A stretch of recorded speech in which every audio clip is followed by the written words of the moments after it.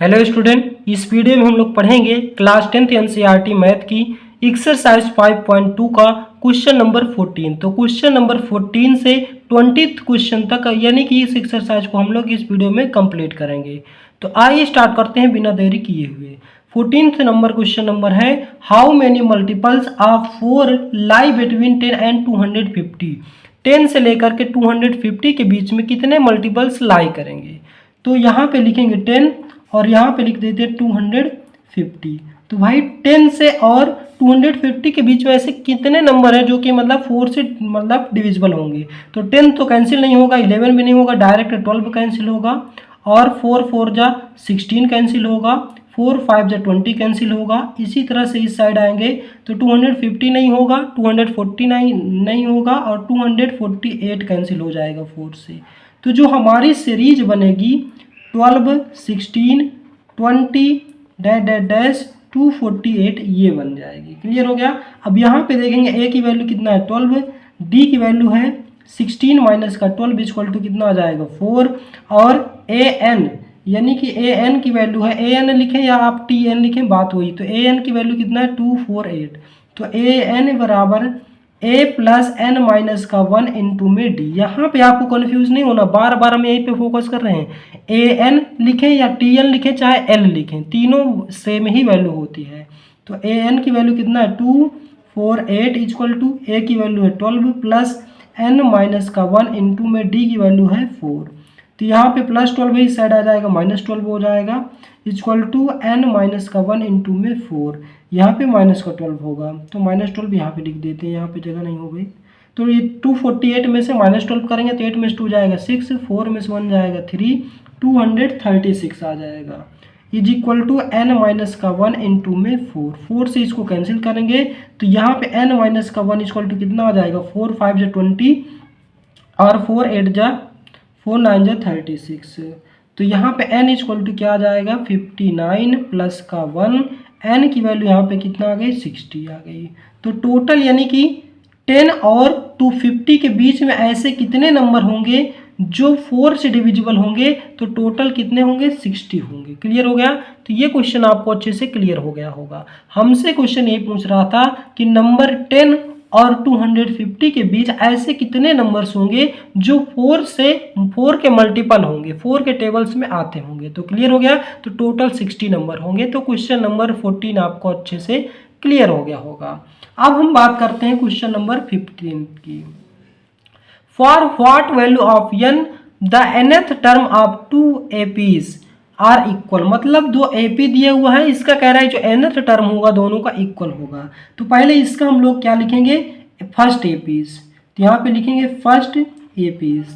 इसमें देखेंगे तो क्या गिवन है, A की वैल्यू है यहाँ पे हमारे पास 63, D की वैल्यू है 65 माइनस का 63 इक्वल टू कितना आ जाएगा 2 आ जाएगा यहाँ पे। और इसी प्रकार से यहाँ पे सेकेंड APs में देखेंगे, सेकेंड APs में यहाँ पे आप फर्स्ट AP लिखेंगे 63 65 67 डैश डैश डैश। सेकेंड लिखेंगे क्या है 3 10 17 डैश डैश। ए की वैल्यू क्या है 3, डी की वैल्यू है यहाँ पे 10 माइनस का 3 इज इक्वल टू कितना आ जाएगा 7। अब यहाँ पे फार्मूला लगाएंगे ए एन बराबर ए प्लस एन माइनस का 1 इंटू में डी। यहाँ पे टी एन का फार्मूला लगाया चाहे ए एन का, बात हुई। A n equal to a plus n minus का 1 इंटू में डी। तो यहाँ से ए की वैल्यू कितना है 63 प्लस एन माइनस का 1 इंटू डी की वैल्यू कितना है 2। तो यहाँ पे आ जाएगा 63 प्लस 2n माइनस का 2 को हमने इसमें मल्टीप्लाई कर दिया। तो यहाँ पे आ जाएगा 2n और 63 में से 2 जाएगा तो प्लस का 61 आ जाएगा। तो ये हमारा फर्स्ट ए एन की वैल्यू आ गई। इसी तरह से इसको सॉल्व करेंगे। ए एन इक्वल टू ए की वैल्यू कितना 3 प्लस एन की वैल्यू हमारे पास नहीं पता है और डी की वैल्यू है 7। तो यहाँ पे आ जाएगा 3 प्लस 7n माइनस का 7। तो यहाँ पे आ जाएगा 7n माइनस का 4। तो ये हमारे पास ए एन की वैल्यू आ गई। और यहाँ पे बोला था कि ये जो n है और nth टर्म है ये आपस में क्या है दोनों इक्वल है। तो यहाँ पे इक्वल कर देंगे।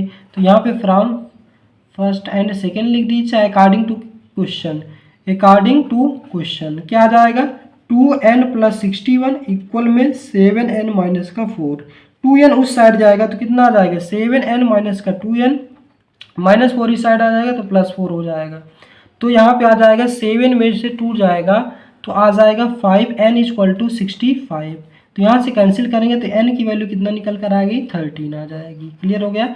यहाँ पे आप लिख सकते हैं n की इक्वल टू 65, ओ सॉरी 13, यानी कि जो 13th टर्म होगा वो आपका दोनों का इक्वल होगा। तो ये हमारा आपका करेक्ट आंसर हो जाएगा। यहाँ पे क्या लिखा है 13, या आप यहाँ से नहीं सीधा ये लिख देख सकते हैं। क्लियर हो गया। तो क्वेश्चन नंबर हमारा 15 भी आपको अच्छे से क्लियर हो गया होगा। हमारे पास 2 एपी दिया था, दोनों एपी का nth और nth टर्म हमें निकालना था और दोनों को कह रहा था इक्वल कर देना बस। तो 2n + 61 is equal to 7n - 4, बस इसको आपको सॉल्व कर लेना है, बस हो गया। तो क्वेश्चन नंबर 15 और 14 आपको अच्छे से क्लियर हो गए होंगे। अब हम बात करते हैं क्वेश्चन नंबर 16 की। Determine the AP whose third term is 61 and seventh term exceed the fifth term by 12। यहाँ पे आपको ध्यान देना है अच्छे से। तो यहाँ पे बोला है सॉल्यूशन में, कह रहा है कि थर्ड टर्म 16 है, यानी कि A3 की वैल्यू दिया हुआ है 16। आप A3 लिख दीजिए चाहे T3 लिखिए, बार बार ये आपको बता रहे हैं, इसमें आपको कन्फ्यूजन नहीं होना है। A3 की वैल्यू क्या है 16। इसी तरह से कह रहा है जिसका सेवेंथ टर्म एक्सीड मतलब फिफ्थ टर्म से कितना है 12 ज़्यादा, तो इस साइड आ जाएगा -5 हो जाएगा। अब यहाँ पे A3 वाला फार्मूला लगाएंगे। A3 इक्वल टू क्या हो जाएगा A प्लस n की वैल्यू क्या होती है, यहाँ n होता है तो n की वैल्यू 3 हो जाएगी -1 इंटू डी। तो यहाँ A3 की value 16 equal to A plus 2d आ जाएगा। अब आप इसको डायरेक्ट निकाल सकते थे। ये आपको क्लियर हो गया। इसी तरह से A7 का निकालेंगे तो क्या आएगा A प्लस 6d आ जाएगा। जैसे यहाँ पे देखें तो यहाँ पे आ जाएगा A7 की वैल्यू हम डायरेक्ट लिख सकते हैं A प्लस 6d माइनस, और A5 को निकालेंगे तो A प्लस 4d। आपको बस एक कम कर देना है, बस हो गया। क्लियर। इज इक्वल टू कितना दिया हुआ है 12। जब यहाँ पे माइनस अंदर मल्टीप्लाई करेंगे तो A प्लस 6d माइनस का A माइनस का 4d इक्वल में 12 आ जाएगा। Minus A plus A cancel, 6 में से 4 जाएगा तो 2d इक्वल टू 12 आ जाएगा। तो यहाँ पे आ जाएगा d की वैल्यू 6। d की वैल्यू 6 आ गई है। अब आप यहाँ पे रख करके A की वैल्यू निकाल सकते हैं।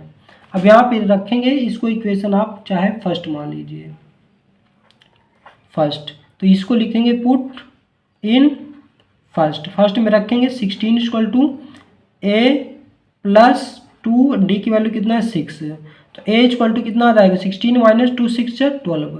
तो यहाँ पे आ जाएगा A की वैल्यू 4 आ जाएगी। A की वैल्यू आ गई हमारे पास, D की वैल्यू आ चुकी है। अब हमसे पूछा क्या है वो आप सुनिए। हमसे यहाँ पे पूछा है, कह रहा है कि डिटरमाइन द AP है और हमें क्या निकालना है AP। तो A की वैल्यू T1 यानी कि जो फर्स्ट टर्म होता है A होता है, वो क्या है हमारे पास 4 है।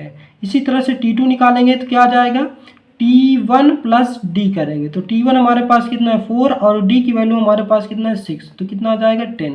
इसी प्रकार से T3 निकालेंगे तो T2 प्लस D लिखेंगे। T2 हमारे पास 10 है, D की वैल्यू कितना है 6, तो ये आ जाएगा 16। T4 निकालेंगे, जितना आपको निकालना है आप निकाल सकते हैं। T3 प्लस D, T3 की वैल्यू 16 प्लस 6 कितना आ जाएगा 22 आ जाएगा। तो हमारे पास APs क्या निकल कर आई है, AP हमारे पास आई है 4 10 16 22 डैश। ये हमारी AP निकल करके आई है। क्लियर हो गया। तो इस प्रकार से हमें क्या करना था, इस क्वेश्चन को सॉल्व करना था। तो क्लियर हो गया। यहाँ पे आपको कहीं भी कोई प्रॉब्लम नहीं होनी चाहिए। पहले इस स्टेप को सॉल्व करेंगे, फिर इसको, फिर इसको करेंगे। क्लियर हो गया। तो क्वेश्चन नंबर 16 आपको अच्छे से समझ में आ गया होगा। अब हम बात करते हैं क्वेश्चन नंबर 17 की। Find the 20th term from the last term of the AP। मतलब ये हमारे पास AP दिया हुआ है, हमें लास्ट से 20th टर्म निकालना है। तो हम इस साइड से निकालेंगे तो हमें पता नहीं चल रहा है कि कितने टर्म है, तो हम क्या करेंगे इस AP को पलट लेंगे। तो यहाँ पे लिखेंगे on the reversing solution, on the reversing APs are. तो पहला टर्म 253 हो जाएगा, फिर कितना आ जाएगा 253 से 248 आ जाएगा, डैश 13 8 3 आ जाएगा। यहाँ पे देखिए 5 5 का डिफरेंस है, तो यहाँ पे 5 माइनस कर देंगे। क्लियर हो गया। तो यहाँ पे हमारे पास A की वैल्यू कितना आ गई 253 आ चुकी है, और D की वैल्यू कितना आ गई हमारे पास 5 आ जाएगी। यहाँ से 248 माइनस का 253, तो यहाँ से माइनस का 5 आ जाएगी। और n की वैल्यू हमें नहीं पता, हमें 20th टर्म निकालना है, तो a20 निकाले चाहे t20 निकाले, बात वही है। तो a प्लस n माइनस का 1 इंटू में d, n की जगह हम क्या आ जाएगा 20 आ जाएगा, तो a20 की वैल्यू हमें निकालना है। a की वैल्यू है 253 प्लस 20 का माइनस का 1 इंटू में माइनस का 5 आ जाएगा, तो यहाँ पे आ जाएगा ये हमारा क्या 20, तो 253 और ये आ जाएगा 19, 19 5 जा 95 आ जाएगा। तो यहाँ पे 253 में से 19 माइनस करेंगे 95, तो a20 की वैल्यू क्या निकल कर आएगी 158 निकल कर आ जाएगी। तो ये हमारी वैल्यू हो जाएगी। तो हमसे क्या पूछा था a20 की वैल्यू पूछा था, तो हम यहाँ पे क्या लिखेंगे, hence the 20th term from the last term is कितना हो जाएगा 158 आ जाएगा। ये आपका करेक्ट आंसर हो जाएगा। तो इस प्रकार से हमें इस क्वेश्चन को सॉल्व करना था। तो क्वेश्चन नंबर 17 आप देख सकते हैं, बहुत ही इजी है। यहाँ पे आपको कुछ करना नहीं, बस सीरीज को क्या करना है, एपी को हमें रिवर्स कर देना है, बस हो गया। पूरी वैल्यू आपको रख देना है, a20 निकालना है। तो क्लियर हो गया। तो क्वेश्चन नंबर 17 आपका अच्छे से क्लियर हो गया होगा। अब हम बात करते हैं क्वेश्चन नंबर 18 की।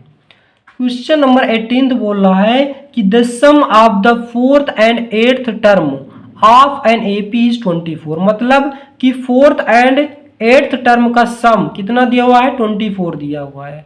And the sum of 16th term and 6th term and 10th term of AP is 44। Find the first 3 terms of AP, मतलब 3 टर्म्स निकालने एपी के।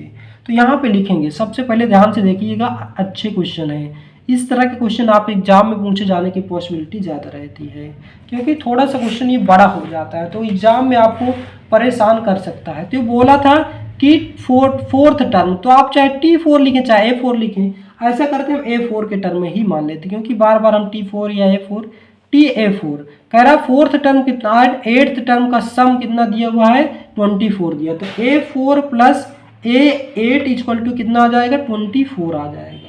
एंड बोल रहा है A6 मतलब 6 टर्म, तो A6 प्लस A10 इन दोनों का सम कितना दिया हुआ है 44 दिया हुआ है। तो अभी हमने क्या बताया था, AN बराबर फार्मूला क्या था, A plus n minus 1 into d. N की वैल्यू 4 है, तो यहाँ पे क्या जाएगा A प्लस 3D आ जाएगा। इसी तरह से जब इसको सॉल्व करेंगे तो कितना आ जाएगा A प्लस 7D आ जाएगा, इज इक्वल टू में कितना दिया हुआ है 24।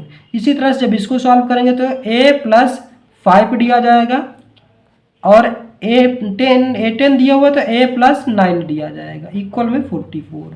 अब यहाँ पे देखिए A और A ऐड करेंगे तो कितना आ जाएगा 2A आ जाएगा, 7 में 3 ऐड कर देंगे तो 10D आ जाएगा, इक्वल में कितना दिया हुआ है 24। यहाँ से 2 पूरे में कॉमन लेंगे, इस साइड से इस साइड से इस साइड से भी, कितना बचेगा A प्लस 5D बचेगा, इक्वल टू 12 बचेगा। ये इक्वेशन हमारा फर्स्ट आ जाएगा। इसी तरह से इस साइड सॉल्व करेंगे तो 2A प्लस 9 5 14D आ जाएगा, इक्वल टू 44। यहाँ पे भी 2 कॉमन आ रहा है तो कॉमन ले लेंगे तो A plus 7D is equal to 22 बचेगा। तो ये हमारा इक्वेशन सेकेंड हो जाएगा। अब from equation second minus first कर देते हैं, सेकेंड में से फर्स्ट माइनस कर देते हैं। तो यहाँ पे देखिए पहले सेकेंड लिखेंगे तो A प्लस 7D इक्वल में 22 और A प्लस 5D इक्वल में 12। माइनस करेंगे तो सिंबल चेंज हो जाएगा, ये माइनस ये भी माइनस ये भी माइनस, ये कैंसिल हो जाएगा, 7 में 5 जाएगा 2D आ जाएगा, और 22 में से 12 जाएगा तो 10 आ जाएगा। और D की वैल्यू यहाँ पे कितना आ जाएगा 2 5 जा 10, यानी कि D की वैल्यू यहाँ पे 5 आ जाएगी। क्लियर हो गया। अब D की वैल्यू किसी भी आप एक इक्वेशन में रखेंगे तो A की वैल्यू आ जाएगी। तो यहाँ पे लिखेंगे पुट इन फर्स्ट में रख देते हैं, तो A प्लस 5 मल्टीप्लाई 5 हो जाएगा इजक्वल टू 12। तो A इजक्वल टू 12 माइनस 25 आ जाएगा, तो A इजक्वल टू कितना आ जाएगा माइनस का 13 आ जाएगा। क्लियर हो गया। अब हमारे पास A की वैल्यू आ गई, D की वैल्यू आ गई। अब हम यहाँ पे AP निकाल सकते हैं। क्लियर हो गया। AP बहुत आसान है, जब आपकी A और D की वैल्यू आ जाए तो हम A1 या A1 लिख सकते हैं या T1, ये हमारा सेम नंबर है, A1 या T, ए लिख सकते हैं या T1 लिख सकते हैं। ये हमारा सेम नंबर क्या है, माइनस का 13 है। और D की वैल्यू हमारे पास क्या है, 5। T2 निकालेंगे, सेकेंड टर्म में क्या हो जाता है, T1 प्लस D हो जाता है, या A1 प्लस D आप कर सकते हैं। तो T1 क्या हो जाएगा हमारे पास, या यहाँ पे A1 लिख लीजिए, क्योंकि हमने A1 के टर्म में सॉल्व किया, A1 प्लस D। तो A1 हमारे पास कितना है, माइनस का 13 है, और D की वैल्यू है प्लस का 5, तो यहाँ पे आ जाएगा माइनस का 8। यहाँ से A2 निकालेंगे। अब A3 निकालेंगे तो क्या करेंगे, A2 प्लस D करेंगे, या T2 प्लस D करिए आप, T2 के टर्म में मान लीजिए, कोई दिक्कत नहीं, चाहे T2 चाहे A2 चाहे L2 मान लीजिए। तो A2 हमारा कितना आ जाएगा, माइनस का 8, और प्लस का D करेंगे माइनस का 5, तो यहाँ पे आ जाएगा माइनस का 3। और A4 निकाल सकते हैं, A3 प्लस D कर सकते हैं, तो A3 कितना है आपका, -3 प्लस का 5 इक्वल टू 2 आ जाएगा। तो देयरफॉर AP बिकम्स, तो यहाँ पे लिखेंगे AP इज R, क्या बनेगी हमारी AP जो बनेगी, माइनस का 13 आ जाएगा, माइनस का 8 आ जाएगा, माइनस का 3 आ जाएगा, प्लस का 2 आ जाएगा। इस प्रकार से हमारी AP चलेगी। क्लियर हो गया। तो ये हमारा क्वेश्चन का करेक्ट आंसर हो जाएगा। हमसे AP निकालने को बोला था, तो ये आपका AP आ जाएगा। क्लियर हो गया। फर्स्ट 3 टर्म बोला था, 1 2 3 टर्म्स लिखिए, चाहे और एक्स्ट्रा आप निकाल लीजिए। क्लियर हो गया। तो क्वेश्चन नंबर 18 आपको अच्छे से क्लियर हो गया होगा। इस प्रकार से हमें क्वेश्चन को सॉल्व करना है। थोड़ा सा बड़ा है लेकिन बहुत ही ईजी है। सिंगल फार्मूला लग रहा है यहाँ पे आपका a plus n minus 1 into में d, तो यहाँ पे आपको कोई प्रॉब्लम नहीं होनी चाहिए। अब हम बात करते हैं क्वेश्चन नंबर 19 की। तो Subba Rao started works in the 1995 at an annual salary of 5,000 and received an increment of 200, मतलब वो उसे 5,000 सैलरीज मतलब स्टार्ट होती है, और उसकी सैलरी मतलब इंक्रीमेंट होती बढ़ती है 200 रुपये ईच ईयर, मतलब हर साल बढ़ती है। In which year did he income reach 7,000, मतलब कह रहा है कि कौन से साल उसकी जो इनकम है 7,000 यानी कि 7,000 पहुंच जाएगी। क्लियर हो गया। तो क्वेश्चन आपको समझ में आ गया होगा। अब हम बात करते हैं इसके सॉल्यूशन की। तो पहले हम मान लेते हैं salary of the first year, तो यहाँ पे लिखेंगे salary of the first year. First year कब दिया है, 1995 से। तो 1995 में पहली बार उसको सैलरी कितना मिली है, 5,000 रुपये मिली है। अब हर साल बढ़ेगी, तो 1995 में इतना है, तो 96 में कितना हो जाएगा, 5,200 हो जाएगा, क्योंकि हर बार 200 बढ़ रही है। तो यहाँ पे लिखेंगे salary of the second year मतलब 1996 में उसकी सैलरी कितना हो जाएगी, 5,000 तो पहले थी और 200 इंक्रीमेंट हो जाएगी, तो यहाँ पे आ जाएगा 5,200 रुपीज़। क्लियर हो गया। इसी तरह से सैलरी उसकी थर्ड ईयर की, यहाँ पे लिखेंगे salary of the third year मतलब 1997, तो कितना आ जाएगा, इसमें अब बढ़ेगा 5,200 प्लस इसमें कितना हो जाएगा, 200 और हो जाएगा, तो यह आ जाएगा 5,400 बोल सकते हैं, या 5,400। क्लियर हो गया। यहाँ पे आप देख सकते हैं ये हमारी सीरीज बन गई, T1 T2, या आप A1 A2 A3 बोल सकते हैं, या T1 T2 T3 TN के फॉर्म की हमारी क्या बन गई, AP बन गई, यहाँ पे सीरीज बन गई है। क्लियर हो गया। तो पहले साल हमारी सीरीज मतलब क्या थी, इनकम 5,000 थी, फिर 5,200 हो गई, फिर 5,400 हो गई। इसी प्रकार से हमारी जो सैलरी बढ़ती बढ़ती कहाँ तक जाएगी, 7,000 तक जाएगी। क्लियर हो गया।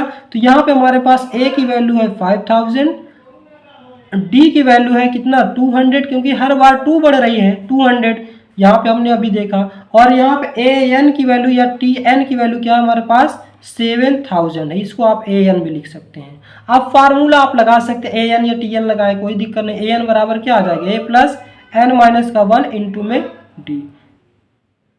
AN या TN कोई दिक्कत नहीं। तो यहाँ पे क्या आ जाएगा, AN की वैल्यू क्या दिया है, 7,000 इक्वल टू A की वैल्यू है 5,000 plus n minus one, n minus का 1 इंटू डी की वैल्यू है 200। क्लियर हो गया। यहाँ पे कोई आप एक ही लिखेंगे, यहाँ पे T1 के टर्म है तो आप TL लिखेंगे, कोई दिक्कत नहीं, फार्मूला में आपको याद रखना है। तो ये 5000 इस साइड आ जाएगा तो माइनस होगा, तो 7000 minus 5000 is equal to n minus का 1 इंटू में 200। तो यहाँ पे आ जाएगा 2000 is equal to n minus का 1 इंटू 200। तो 2 00 से 00, 2 10 जा 20, तो n माइनस का 1 इक्वल टू कितना आ चुका है 10। तो यहाँ पे n की वैल्यू क्या आ जाएगी 11। तो n इक्वल टू 10 प्लस 1 कितना हो जाएगा 11, यानी कि जो 11th टर्म होगा, 11th मंथ को होगा, उसमें क्या होगी, उसकी सैलरी क्या हो जाएगी 7000 हो जाएगी। लेकिन पूछ रहा है कि कौन से ईयर भी होगी, ये भी हमको बताना है। तो नाउ फाइंडिंग ईयर, तो यहाँ पे लिखेंगे नाउ फाइंडिंग ईयर, ईयर निकाल लेंगे। देखिए पहले 1995 में सैलरी स्टार्ट होती है, फिर 1996 यानी कि सेकेंड ईयर, फिर 1997 थर्ड ईयर, इसी प्रकार से चलती है। तो यहाँ पे ए की वैल्यू हमारे पास क्या है 1995 है, और डी की वैल्यू आपके पास क्या है 1 है। तो यहाँ पे फार्मूला लगाएंगे T11, भाई n की वैल्यू क्या आ जाएगी 11, तो T11 लगाएंगे, तो यहाँ पे Tn लिखिएगा। तो T11 बराबर क्या हो जाएगा a प्लस n माइनस का 1 इंटू में d। तो T11 की वैल्यू निकालनी है हमें। ए की वैल्यू कितना है 1995 हो गया, प्लस n की वैल्यू क्या है 11 माइनस का 1, डी की वैल्यू क्या है 1। तो यहाँ पे आ जाएगा 1995 प्लस 11 में से 1 जाएगा 10, और 10 को 1 में मल्टीप्लाई करेंगे तो 10 ही आ जाएगा। तो यहाँ पे हमारे पास T11 की वैल्यू कितना आ गई है 2005 आ गई है। यानी कि जो 11th ईयर में, मतलब 11th ईयर में जो हमारी सैलरी होगी वो 7000 हो जाएगी, और कौन से ईयर में हो जाएगी 2005 में। हम यहाँ पे लिख सकते हैं कि जो हमारी हेंस द ईयर ऑफ 2005, तो यहाँ पे लिखेंगे हेंस द ईयर 2005 में हैज सैलरी वास कितना हो जाएगी 7000 हो जाएगी। क्लियर हो गया। तो इस प्रकार से इस क्वेश्चन को सॉल्व करेंगे। तो क्वेश्चन आपको अच्छे से समझ में आ गया होगा। इस क्वेश्चन को अच्छे से आप देख सकते हैं, नोट डाउन करेंगे। जब आपको समझ रहे होते हैं तब आप नोट डाउन मत किया करिए, उसके बाद समझ में आ जाए पूरा नोट डाउन कर लिया करिए। तो क्वेश्चन नंबर 19 आपको अच्छे से समझ में आ गया होगा। अब हम क्वेश्चन इस एक्सरसाइज के लास्ट क्वेश्चन नंबर 20 की बात करेंगे। क्वेश्चन नंबर 20 हमारे पास, रामकली सेव्ड 5 रुपए in the first week of the year and then increased her weekly saving by 1.75। मतलब 1.75 मतलब उसकी सैलरी क्या करती है, वो इंक्रीज करती है। If the nth week her weekly saving income 20.75 find n की वैल्यू हमें निकालना है। तो यहाँ पे आप देखते सकते हैं कैसे निकालना है हमको। यहाँ पे ए की वैल्यू हमारे पास क्या दिया हुआ है 5, मतलब पहली बार उसकी सैलरी फर्स्ट वीक की। यहाँ आप लिख सकते हैं सैलरी ऑफ फर्स्ट वीक =5, यहाँ पे लिख सकते हैं सैलरी है, इसमें क्या है सेव्ड, मतलब सेव्ड रामकली सेव्ड फर्स्ट भी, ये सब आप मत लिखिए, सीधा आप लिख लीजिए A=5। और हर बार इंक्रीमेंट कितने का हो रहा है 1.75 का हो रहा है। तो यानी कि ये हमारे किसकी वैल्यू दी गई है, डी की वैल्यू दिया हुआ है 1.75। और ये बोल रहा है कि विकम्स मतलब कि हो जाएगी, हमारी जो सैलरी इतनी हो जाएगी। तो यानी कि ए एन की वैल्यू दिया हुआ है 20.75, ए एन या टी एन बोल सकते हैं आप। तो यहाँ पे फार्मूला लगाएंगे ए एन बराबर ए प्लस एन माइनस का 1 इंटू में डी। यही फार्मूला आपका पूरी एक्सरसाइज में लगा है, तो अब आपको अच्छे से याद हो जाना चाहिए फार्मूला। तो ए एन की वैल्यू कितना है 20.75 इक्वल टू ए की वैल्यू है 5 प्लस एन माइनस का 1 इंटू डी की वैल्यू है 1.75। ये 5 इस साइड आ जाएगा तो माइनस हो जाएगा, तो 20.75 माइनस का 5 is equal to n minus का 1 इंटू में 1.75। 5 माइनस करेंगे तो कितना आ जाएगा 15.75 आ जाएगा। 15.75 is equal to n minus का 1, और इस साइड जो मल्टीप्लाई में ये आ जाएगा डिवाइड में आ जाएगा 1.75। यहाँ पे आप देख सकते हैं टू डिजिट पे पॉइंट लगा तो पॉइंट डायरेक्टली हट जाएगा, तो n माइनस का 1 इक्वल टू 1575 अपान में 175 आ जाएगा। और जब आप इसको कैंसिल करेंगे तो कितना आ जाएगा, इसको जब आप कैंसिल करेंगे तो 9 टाइम्स जाएगा। आप देख सकते हैं 9 5 45 की 5 कैरी है 4, 9 7 63, 64 7 आ जाएगा, कैरी है 6, 9 1 9, 6 15 आ जाएगा। तो यहाँ से n की वैल्यू कितना आ जाएगी, 9 में -1 है तो उससे हट जाएगा तो +1 हो जाएगा, यानी कि 10 आ जाएगा। यानी कि जो 10th होगा, यानी कि 10th वीक में होगा, तो वहीं पे उसकी सैलरी कितनी हो जाएगी, 20.75 हो जाएगी। तो ये क्वेश्चन भी आपको अच्छे से समझ में आ गया होगा। तो दोस्तों इसी के साथ एक्सरसाइज हमारी 5.2 आपकी कंप्लीट होती है। वीडियो आपको कैसा लगा इसका जवाब आप हमें कमेंट बॉक्स में देंगे। यदि आप हमारे चैनल पर नए हैं तो चैनल को सब्सक्राइब करें, वीडियो को लाइक करें और ज़्यादा से ज़्यादा शेयर करें। आज का वीडियो बस यहीं तक, मिलते हैं नेक्स्ट वीडियो में। जय हिंद, जय भारत।